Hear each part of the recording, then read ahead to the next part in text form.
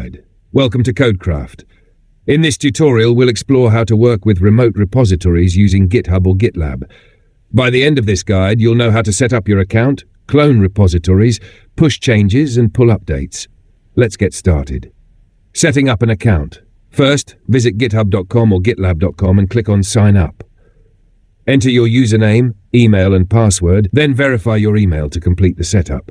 Once done, create a new repository directly from the platform's dashboard. This is the foundation of your remote repository. Cloning a repository.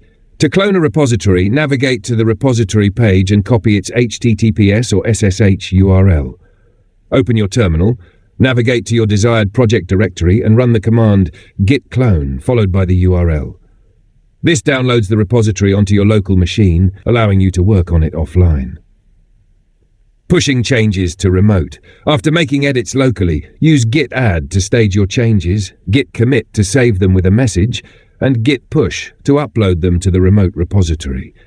These steps ensure your team or collaborators have access to the latest updates. Pulling updates from remote. If someone else has made changes to the repository, you'll want to pull those updates. Use git pull to fetch and merge changes from the remote repository into your local copy.